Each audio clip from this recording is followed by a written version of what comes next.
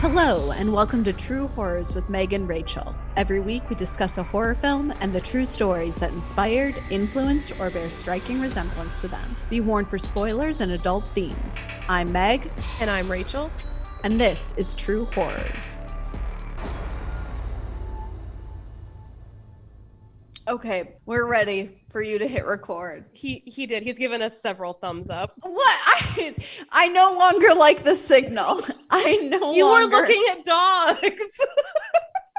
He gave me a thumbs up when I was looking at dogs. It's just like, it's very hard for me. I'm like, I'm going to get this puppy and it has to be a certain weight to live in my apartment. And I'm like, what? Am I just going to keep weighing it and be like, oh God, you're getting too big?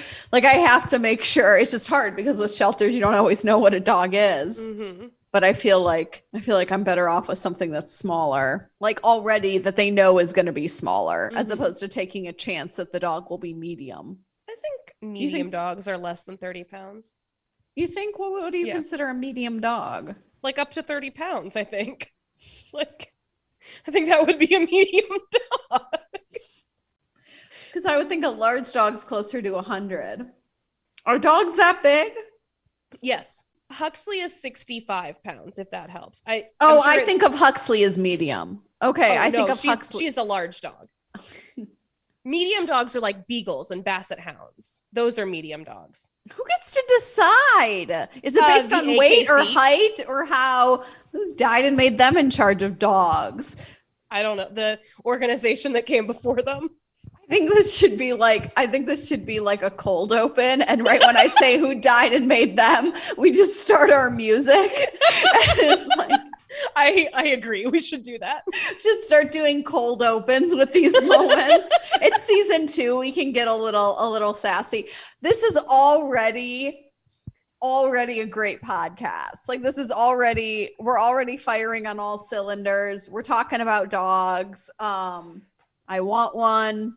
It's hard because I have allergies in my apartment. I need a small dog.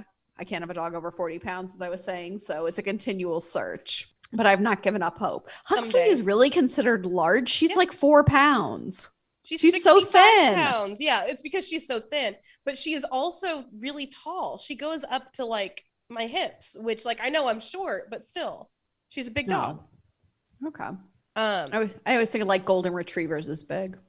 They're about the same height as Huxley. It's height. It's not weight. I think it's a little bit of both, but yeah, golden retrievers are large dogs. And then like your Mastiffs and your Great Danes are extra large dogs. Okay, that makes a little bit more sense. Yes. I hope Matt's writing down all of these time signals, being like, cut that. What is wrong with them? Get rid of this. This is not a dog podcast. It is now. Huxley just pops up on the screen. I will say one last dog thing. We've talked about Huxley, Rachel's dog. I often talk to Huxley through the computer, and she's never acknowledged me once. No. Like, she does not acknowledge me saying her name. She does not look my way. Like, Rachel will be like, oh, I need to get some water. And I'll be like, Huxley. Nothing. Absolutely nothing. Nope. So we did Sinister. I had never seen this movie in my life. Had no idea what it was about. I'm so happy. I feel like I've been really negative about movies this season. So I'm going to open by saying it's not that I didn't like this movie. It's just that I spent the whole time going, get there faster. You were already given all the pieces of the puzzle and you just are refusing to put them together. It was very frustrating. And I know, like, it came out in 2012. And like movie making has evolved a lot since then. So that might be part of it. But like it was very frustrating. I was like, I figured this out within 5 minutes. Why is it taking you so long? You mean you figured out it was a demon, or you figured out the kids were the ones who are doing the murdering? I didn't know that it was a demon necessarily, but both, basically. Because I mean, when I saw it, which was 2012, I mean, obviously, it's a horror movie. It's a demon. I wasn't like the actual graphic like nature of the children being the one who was doing the murdering. That I wasn't like jaw drop shocked or anything when I saw it, but I definitely was like, oh, he's I kind of thought that just like he was killing them with ghost power. Like it didn't really occur to me that the children were actually the ones creating and literally doing the murdering.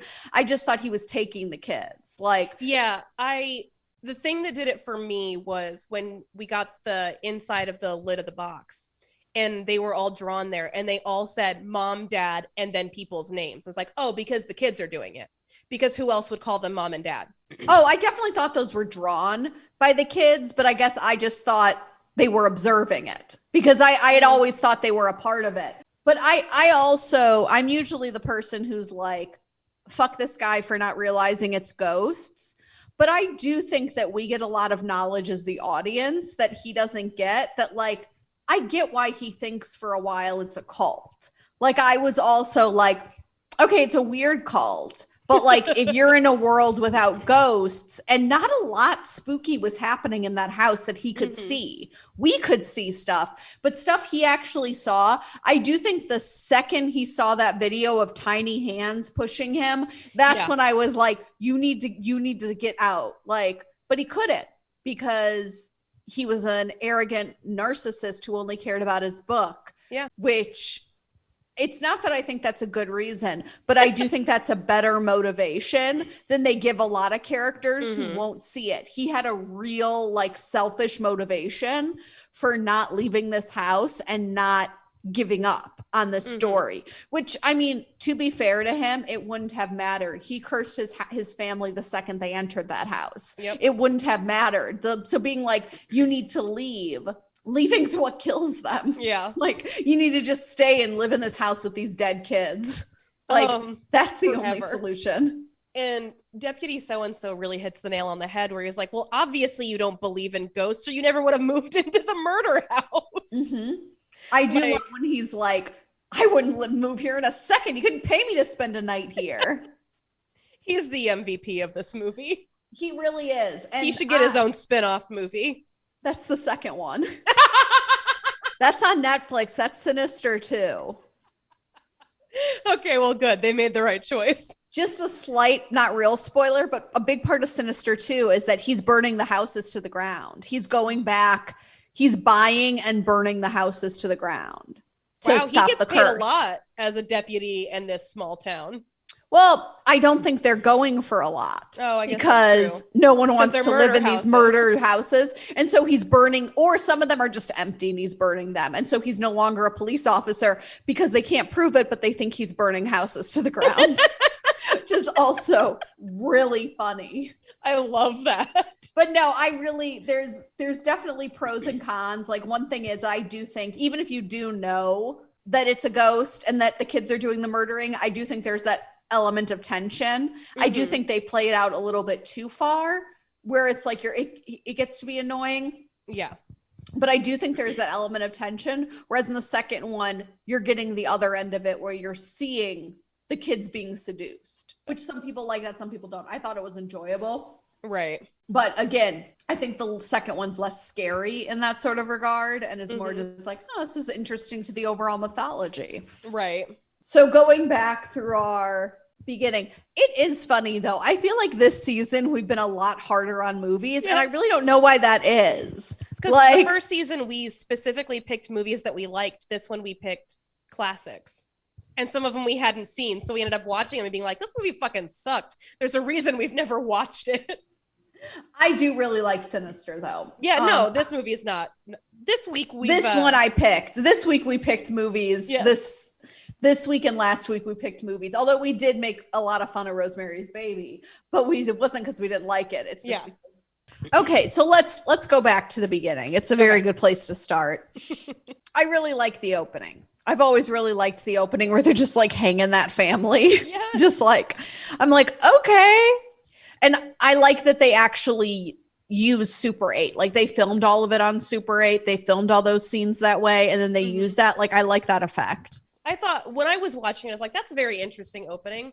Is that relevant to the story we're about to learn? Or is this just a random thing that happens? And luckily it's relevant.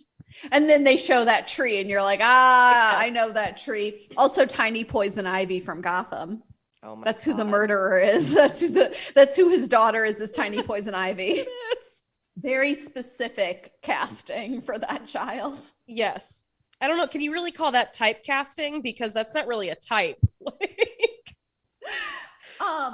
I really enjoyed the officer came there slightly to intimidate him, the chief did, but also I really liked him dragging him about the fact that he only has one hit book. The other two, he was wrong. And people got hurt for it, which I'm really glad, because Rachel knows that I have issues with some different like documentarians who do true crime and authors who do basically what he did, like in the sense of like they're wrong, but their books tell such great stories, or their documentaries do, that it's like, I think that they're like, obviously I'm true crime obsessed. I do this podcast, but like, I think that there is a sense of responsibility you have if you're going to accuse people. 100%. Like, without getting too into the weeds on like the flaws in our criminal justice system, the underlying principle is still supposed to be that people are innocent until proven otherwise.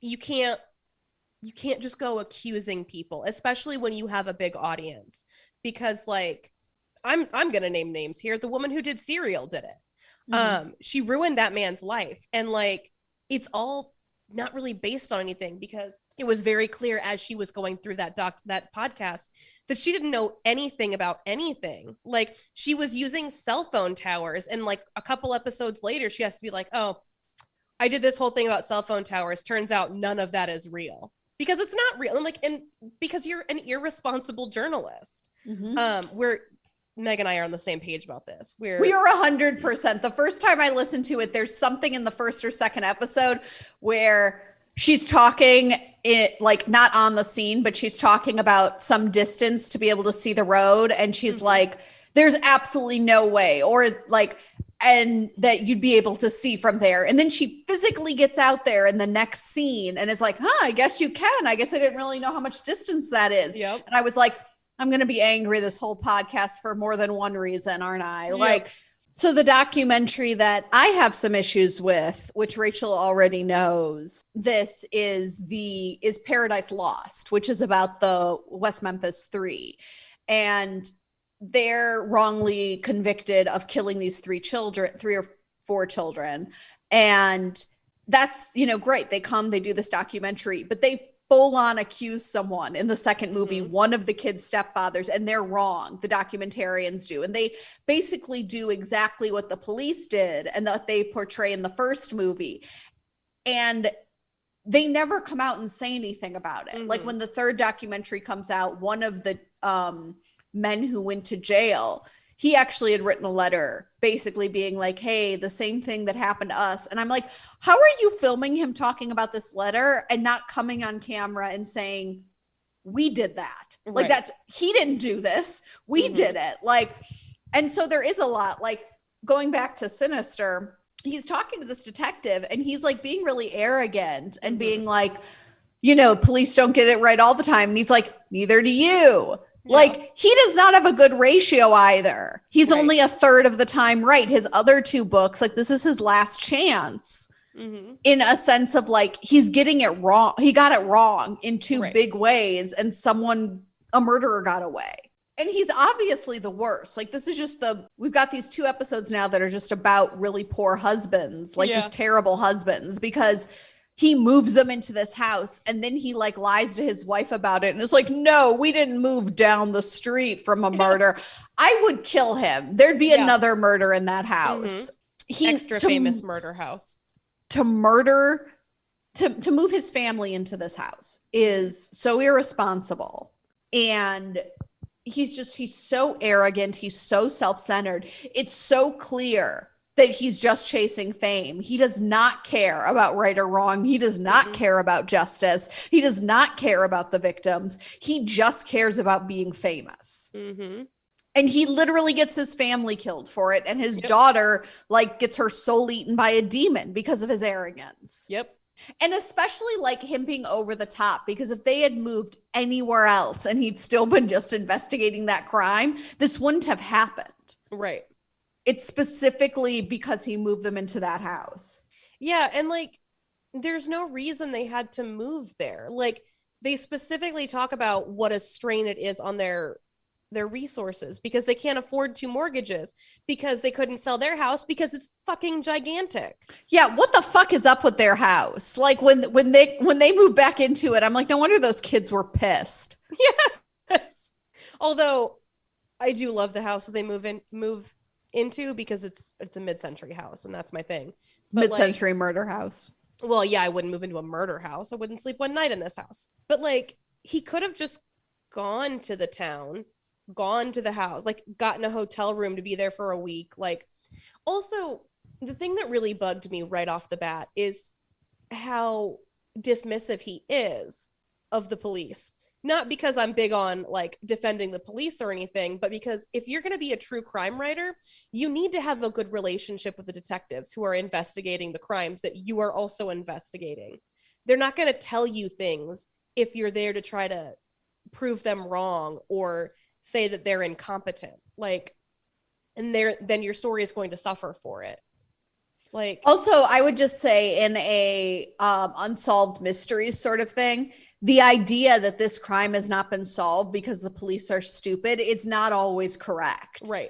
Again, if you've watched like the unsolved mysteries on Netflix, there's a good amount of those where it's just like, oh, wow, everyone just tried and this case just didn't get solved. And sometimes it's just the way it is. And that's upsetting. Like, and so him going in with an adversarial idea, like what? Like the police are not interested or just weren't super motivated to solve the hanging of a family in their small town. And it makes me think that in those books that he fucked up on, that he probably was really condescending to the police. Mm-hmm. Because if all he had was one book where he pointed out a wrong had been done with Kentucky Blood, you really wouldn't think that just any normal police officer, probably more of them would be like Deputy so-and-so. Mm-hmm. Because like, he did this investigating, this on the ground, you know, but it's like, no, he's an arrogant prick who doesn't care about his family's feelings. Also, he's dumb as fuck because like, it's not even summer. And the reason I bring up it not being summer, his kids immediately go to school. Does he think that not a single person's going to be like, you live in the house? That's exactly what happens. Yes. And the fact that he didn't think that is so dumb. Mm-hmm. And so annoying and makes me hate him so much. So much. He's so obsessed with being famous again that his family is forced to live and die by his choices. And every time his wife brings up a very reasonable concern, it's like, you don't support me. Yes. I hate him so much. I hate him so much. The thing is, again, going back to him just being a bad true crime writer, the well done stories, you're not going in trying to solve. No. I mean, it would be nice if you solved them. A lot of times this is a story that needs to be told because the police are at a loss or they're still combing through things. Like they're still waiting for that big tip. So it's to get the story out because somebody out there might know something. Like that's literally the name of one of the podcast series is Someone Knows Something. Or right? It's just crazy. Or it's just like, listen to this insanity. Like that happened. It might be solved even, but listen to how crazy this was. Yes. That's 100% true. Is that like, you aren't supposed to be like that. Like you aren't supposed to be heading out to like, but clearly he did solve Kentucky Blood, which like, again, that's a 1 in a million kind of thing. Right. And then he just kept chasing it. Also, I know that you had never seen it before, so I'm not sure if you picked it up, but when they have breakfast the next day after the son has a night terror, the daughter goes, oh, I think I had one. And then they're all like, oh no, like we would have known. I'm like, no, she was visited by demons yesterday. Like she did have a night terror. Mm-hmm. You're all going to have a night terror. At that point, I don't know if I knew it was always the youngest kid. It's not always the youngest kid, I don't think. I think it's just, he always takes a kid. That's why I think I definitely thought it was the older boy. I thought it was going to be the boy and then it being the girl. That did genuinely surprise me that it was the girl. I really thought it was the boy. Same. Also, best case scenario, a serial killer murdered a family in your house and then returned to your house to leave these videos. You were putting your family in danger. That is the best case scenario. And it's like, so the killer's been there twice. Like you need to go. Yeah. Like for me, this movie doesn't even need to be about a demon. Right. Like if it was about a serial killer, even, you're being so irresponsible with your family lives. He kills families. Yes. And kidnaps one of the kids. Mm-hmm. Also, oh, I just remembered how I knew it was a demon is they were all so far apart that I was like, it has to be a demon. Also, you picked it, so I figured it had to be a ghost or a demon. 100% ghost or demon. That was my tip off. It was external factors, not what was happening in the movie. Also, where the fuck do they live that he's not weirded out about a scorpion and a snake in his attic? I was trying to figure that out too, because I didn't end up looking it up. And it's like, I'm pretty sure scorpions only live in the desert, but you do not appear to live in a desert, which, I mean, I guess there are like cities. They're not in a city though, because they're visited by the sheriff, and sheriffs do counties. So they live in a rural area, but there are big trees around, which, not that you can't bring trees in to places where they're not originally from. That's all LA is plants that are not originally from there. But they're not going to grow. Like, you're not going to get a gigantic, the tree wouldn't be that big either. So like, it has to be a tree that was there before like people started building their homes in the 1960s. Also, that was not like a garden snake. So it's like, there are so many signs. And yes, we have the foresight to know that it didn't matter if the second he found those videos, he moved his family's house. Although that might not be true, because I think it takes a while for the demon to like inception the kid.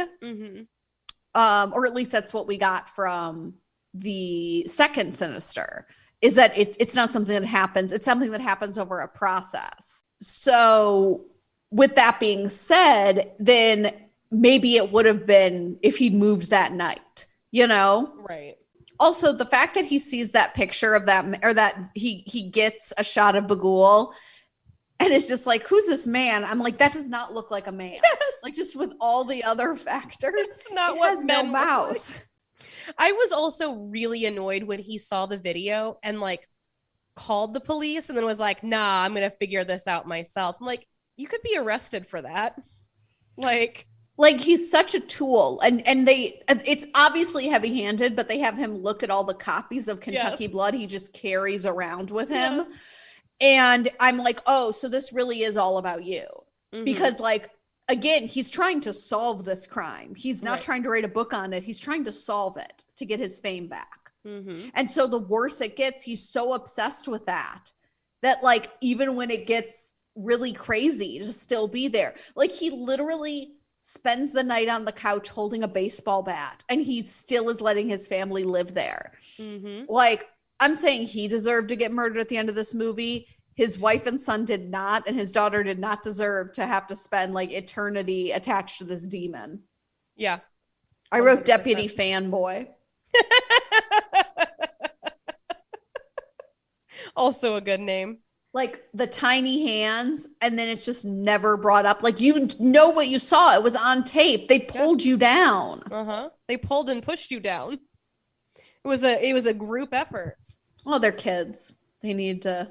Well, that I'm saying enough that energy. there are multiples. Oh yeah. Like there's more than one.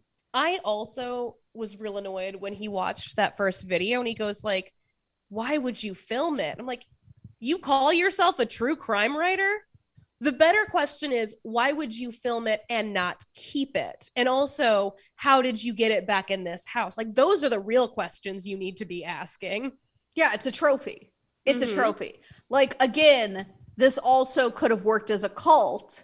Again, a cult that kills people as some kind of initiation, which is why they're spread out. Right.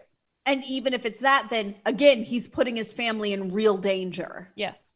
Like, the projector being all set up after it wasn't. Like, these are all things where if you don't believe in ghosts, then you believe a human person came in and did that. Yes. And your children are here. Like, I hate him so much. Also, I think that's worse. I would rather have ghosts than a human person who can just get into my house. Like, who's just like, oh God, he really sped up my timeline. Got to go hang out in this house now for a while.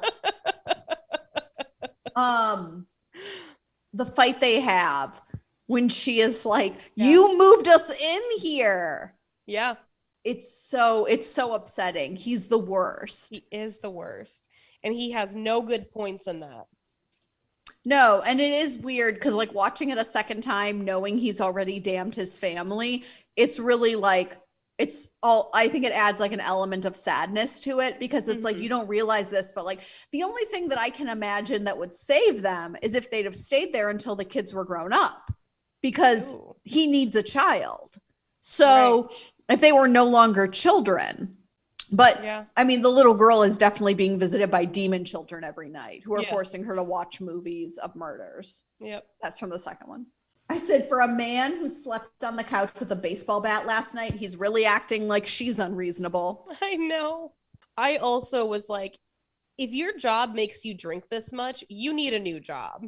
Like, and that's coming from me. I just want to say, when he's like, oh yeah, they thought, you know, there aren't really any images because they thought he like lived in the images. The fact that that wasn't a moment where like the music came and he had like a realization of what was happening is so annoying. Like, I'm like, they live in it. Like they live in the images. Like he lives in it. You're an idiot. Also, it's interesting to see a horror movie where it's hard to explain, but it's not from the perspective of the person who is really experiencing the haunting, because you don't realize it until the end. But the person who's truly being haunted and chased and attempted to be possessed is the little girl. And so all these things are happening on the periphery. Yes. And that was really good charades. Yes. That was good. He's seeing it in that respect. And being like, what the fuck is going on? But it's that these children are after his daughter and the demon is after his daughter. And so it's like, he doesn't really know fully what's going on. Yeah. I really like they use like the kind of like punky music. I really enjoy that. It's like the metal music. I enjoy that. She fucking hacks them up. She does. Okay. Here's the thing. Another thing that really bothered me when it's like the inconsistencies, which I guess maybe it has to do with the ages of the children, but like another one of the pieces that like I was immediately like, it's because they're children, is like sometimes he drugs them so that he doesn't have to overpower them. I'm like, yeah, because it's a tiny child. Yeah. And then like, oh, he had the branch do the work. And I'm like, yeah, because it's a tiny child. But then like one of them, he pulls the family into a pool. Then there's the lawnmower, and then the little girl uses an axe. Those are all things that require a lot of upper body strength. It's very inconsistent is all I'm saying, which like the kid who killed the pool party kid seems to be a little bit older. So maybe he has the upper body strength. And I guess if they have a pool, maybe he swims a lot. No clue what's up with the lawnmower one because they barely talk about that one at all. That was another thing. Like it was the fifth drawing there that they never really showed. And I kept being like, you need to look at that fifth drawing because it's you and your family. Like, I thought it was going to be the drawing was already there and it was his family. But like, no, it's this murder that like exists. And there was also a fifth reel that I kept being like, do they have a fifth reel of you already? Like, but no, it was this murder that they don't bring up until like the very end that one was very weird. I thought the lawnmower one was very weird. Well, I don't really know a lot about lawnmowers, but I was like, how strong are those blades to be able to go through a human body? Yeah, that's a good point too. I don't know. I mean, but also with something like this, I have to think there's at least some kind of demon energy to it. Because she also was able to drag all three of her family members into a room. Yes. Like before even hacking them up. Like I have to think there's some kind of demon energy to it of her being able to like take on Bagul's strength, because the thing is he needs the kids because he can't appear in the world without them. And so like, we don't really know how much of that is like him being able to embody them with some kind of his strength. So like that part never really bothered me as much. It kind of bothered me that like there were a lot of things that even with that seemed clear that like there was that the person was smaller, you know, and that wasn't something that people weren't getting that. But I guess it's because in a real world, the idea that the missing 9-year-old girl is the one who drove over her family with a lawnmower is pretty crazy. Yeah. You know, that's not what bothered me. It was the part that they specifically point out like, oh, there are these, like, it's a plot point that, oh, they use ways that like don't require a whole lot of strength, because again, it's a puzzle piece that to be like, because they're children.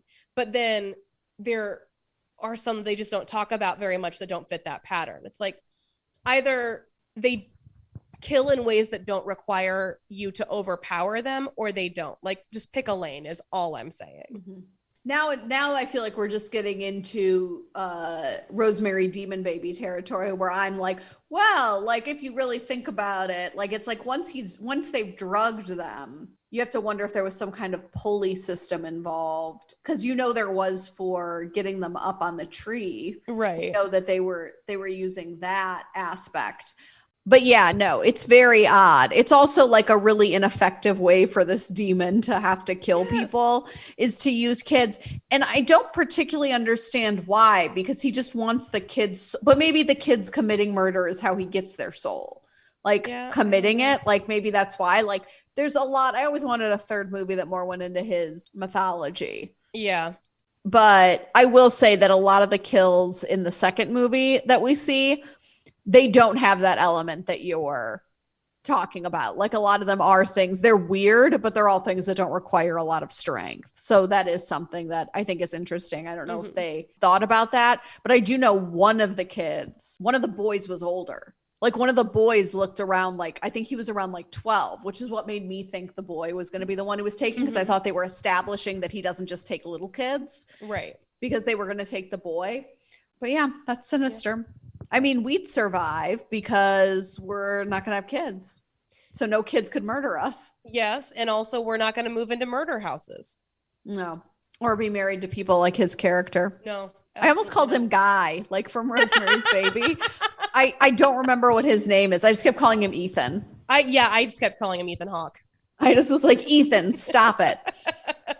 Okay, so Rachel knows that, like, I really like this movie. I really wanted us to do Sinister. I really wanted Rachel to watch Sinister. But Sinister's not based on anything. It's based on a dream the director had of finding a reel that was, like, showing a family being murdered. And then he made it into a movie.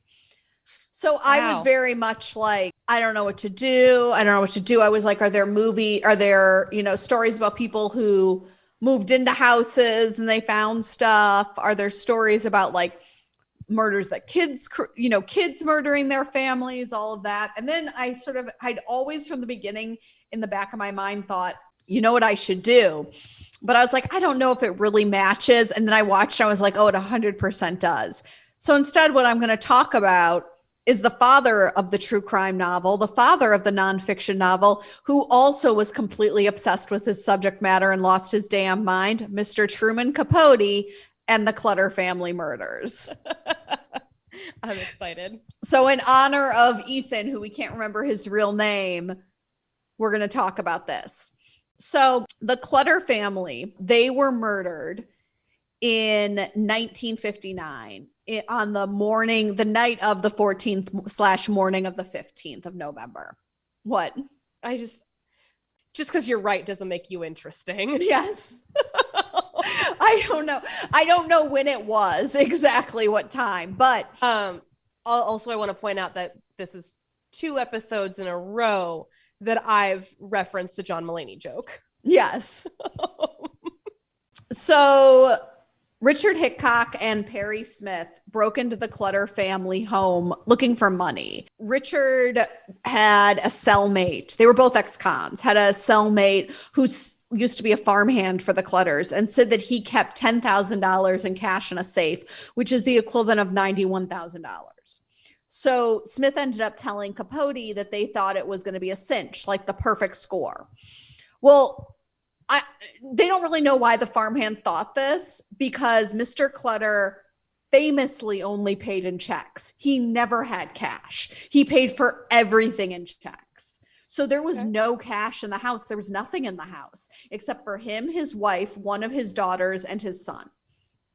And so when they get there and there's nothing, they break in, but the doors are unlocked because that's the kind of town this was. Right. This was, I don't think I said what it was, but it was Holcomb, Kansas. So it was like a nice area, and they come in and they tie everyone up and there's nothing. The people who were in the house were Herb, he was 48, Bonnie, his wife, 45, Nancy, who was 16, and I don't really know how you'd pronounce this name. His name was Ken, he was 15, but it was like Ken Joan was the like Kenjon. That's weird.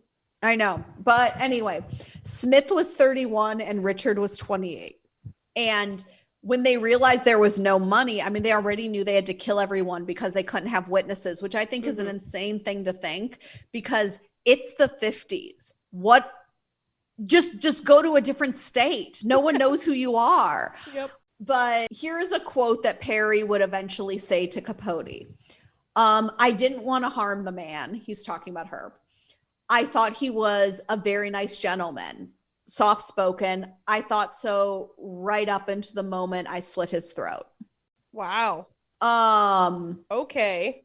So they shot all 3 of the other family members in the head, and we'll get to who did what.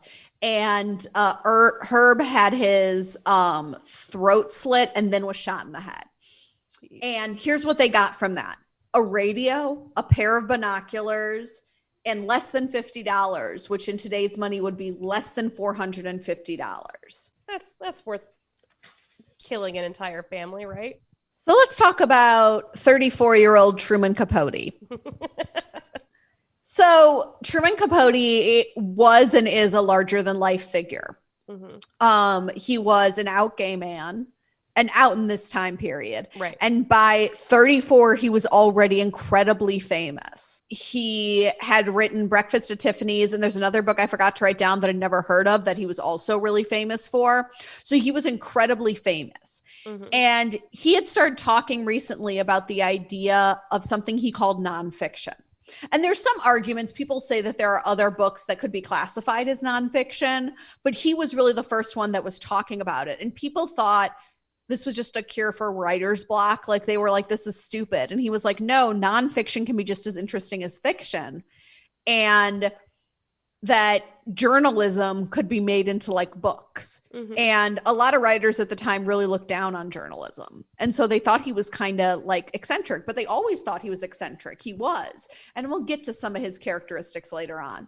But he read a New York Times article, which I actually got a lot of my stuff from the New York Times and from a Variety article. We'll have all the sources, but I was like, yes, the Times. And he read about this murder and they hadn't caught the murderers. And so he was like, hey, my good old friend Harper Lee, do you want to come like hang out with me while I go do this?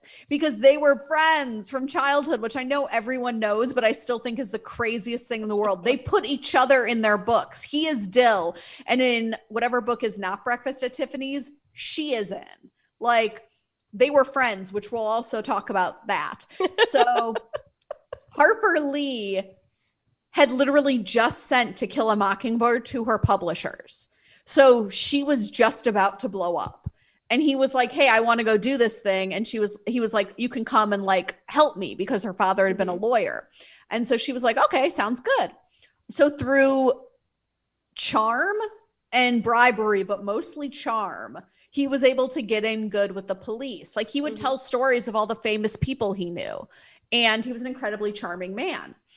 And so he was on the inside and he was there when they were caught and arrested in Vegas. It was 6 weeks after.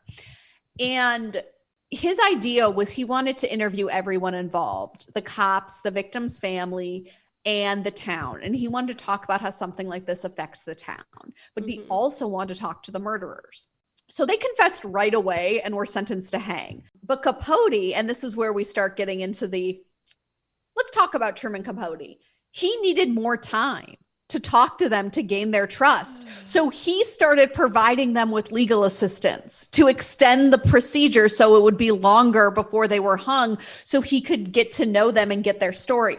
Because the thing he wanted to know was what happened that night. Because basically Smith said that he didn't kill the women, that it was, but Hickok or Richard, he was like from the beginning was like he killed all of them. Like Smith did all the murdering. And Smith was like, no, I just killed the guys. I did not kill those women. And when they were like, okay, sign your confession, he wouldn't sign it. And he also had this whole thing where he was like, oh, I stopped Richard from raping the daughter, but there was really no evidence and of like that. And I kind of think that feeds into this narrative he was trying to create of like, he's not that bad of a guy. Like he didn't kill the women. And like, he like this narrative, like not that Richard was in any way innocent and he still hung for it, but like, we'll get to that. I'm sorry. I don't know how that makes you better. Like I didn't kill the women. Like, yeah, but you still killed people and you were there when the women were killed. Like again, if that is true, like that doesn't make you better. Also, you killed a 15-year-old boy. Yes. You tied up and murdered a 15-year-old boy. Like, so Capote interviewed them both, but he formed a bond with Smith. Gross. Now, what that bond entailed has been, a lot of people have speculated about it. And I think a lot of the speculation comes from the fact that Capote was homosexual. But the thing that a lot of biographers and stuff write is that they had very similar upbringings. Okay. And so there was this idea that they both saw in each other who they could have been. And so they formed this really strong connection. Smith was also very intelligent and into literature and music and like that kind of stuff. I mean, he was very insecure about not being as educated formally. Like he'd wanted to go to school, but his father wouldn't let him. And so he was pretty insecure about that, but he loved that kind of stuff. And so they really bonded. So let's talk a little bit about Capote. I've talked about some of his positives. But there were a lot of negatives. Like he was pretty narcissistic and self-centered. He was very attention seeking. And what ended up ruining, like I've got a few quotes from Harper Lee that I really love when talking, because he ended up writing this book for like 5 years because he got to a point where he realized he couldn't publish it until they died. That like he felt like that was the ending of the book was, and then they were hung. So he couldn't. Well, then it was like what ended up kind of driving him insane was that he'd become really close to them and had kind of used them to get the story out. And so he felt guilty about that. But then he also wanted them to get hung so he could publish his book because he felt like that's what needed to be the ending. But then also it was like he sort of started liking Smith. So it was a lot there. There was a lot happening for him. And meanwhile, I just want to say, there's a lot happening for him, and I don't care about any of it. No, he really did a lot of this to himself, which is why he's a lot like Ethan. But meanwhile, Harper Lee published To Kill a Mockingbird, won the Pulitzer. It became an Academy Award-winning movie, like which it still didn't matter because she was a woman. So she was still very much seconded to Capote. Like, even though Capote hadn't published anything for a while, he was just working on this. I mean, he did publish bits of what would become this book in the paper, but he stole the spotlight intentionally or through there's one story where like on the premiere night of To Kill a Mockingbird, the movie, he had like a real meltdown, like about the idea that like he was being tormented by, you know, Hickok and Smith and them still being alive. And that like, it's like keeping him from finishing his book and all this stuff on her night. Like, so if I roll my eyes any harder, they're going to fall out of their sockets. So these are a few quotes from Harper Lee. She said, I was his oldest friend and I did something Truman could not forgive. I wrote a novel and it sold. He nursed his envy for more than 20 years. Which I just have to wonder how that would feel. Like, I'm sure he was really supportive of her until To Kill a Mockingbird was To Kill a Mockingbird. Right. And like, that's really, it was also, she famously did not want the spotlight and pulled away from it and wouldn't do interviews. And that also pissed him off more. That like, she didn't want that and he did. And like, she ended up saying that like the other thing was he was a liar. And so like, she's like, this is how a conversation with him would go. Someone would ask him, did you know JFK was shot? And he'd say, yes, I was driving the car he was in. Jesus Christ. That's the kind of man. That's not a direct story of something he said. No, I know. That's the kind of liar he was. And Yeah. this is his oldest friend being like, walk a mile in your shoes. Also, Capote's a liar. Like,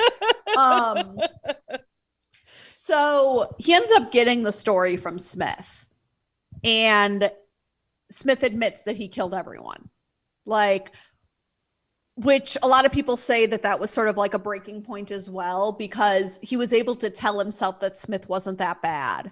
And then also Smith kind of lost it when he found out he was naming the book In Cold Blood, because he was like, you're not really my friend. Like you've been pretending you understand me and that you like understand where I come from, but really you've just been using me. And it's like, yeah, bro, he has.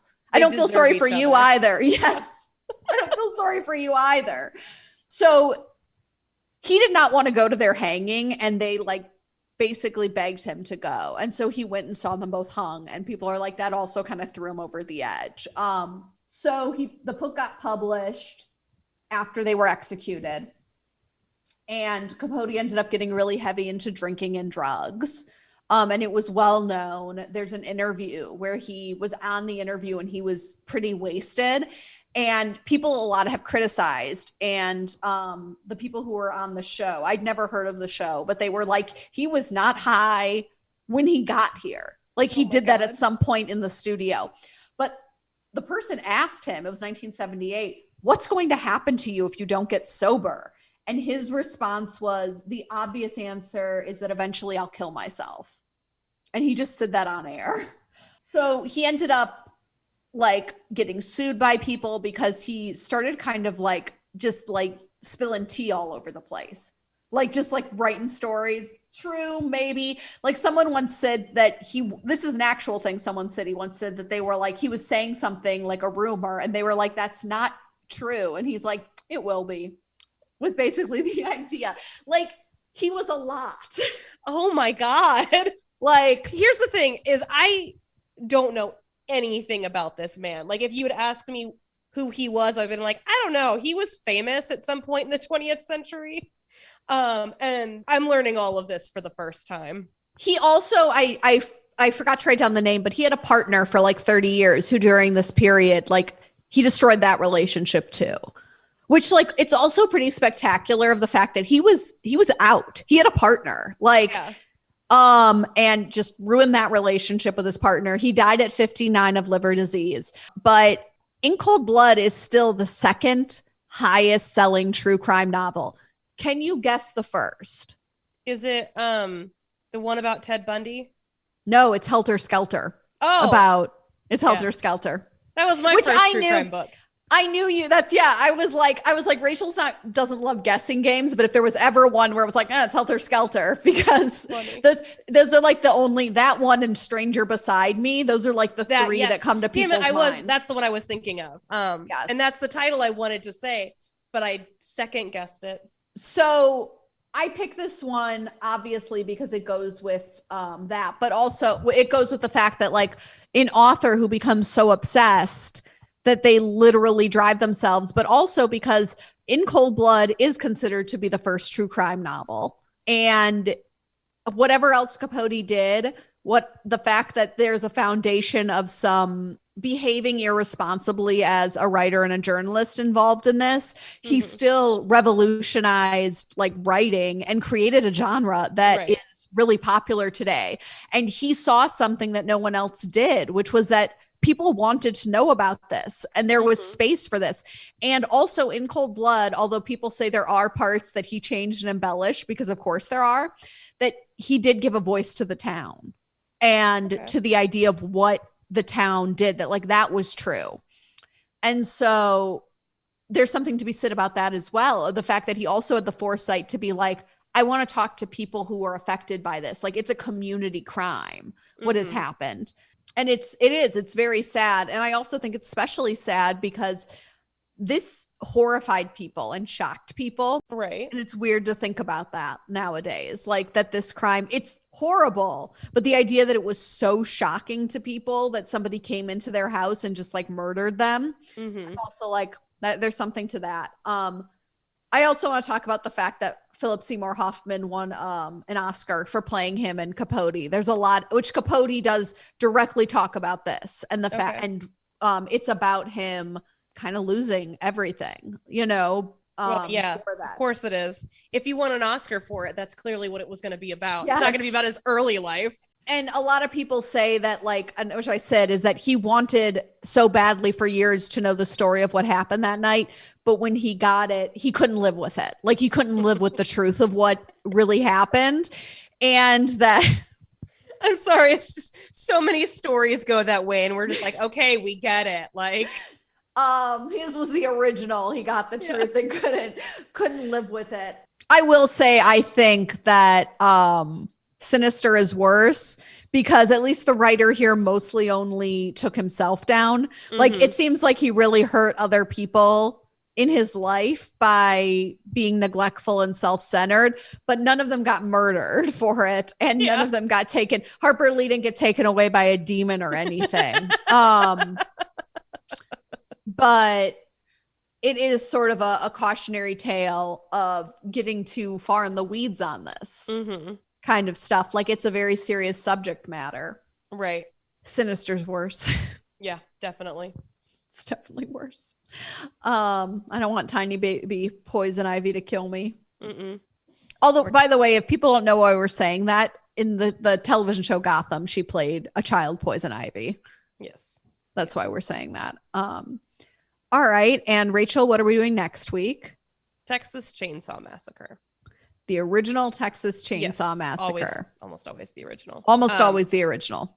Which I've never seen. Maybe Me I'll hate either. it. My mother hated it.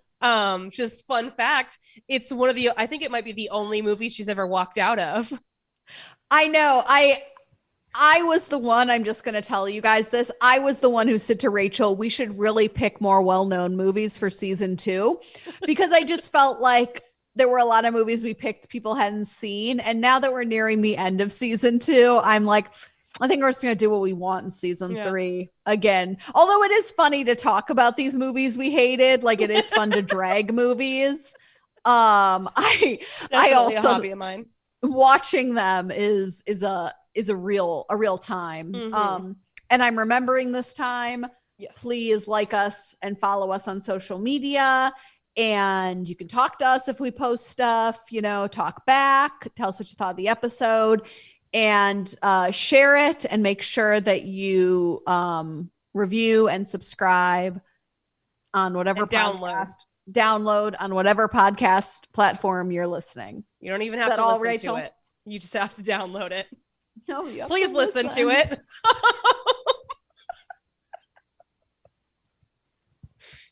Goodbye. We got to end this journey now. Goodbye. Bye.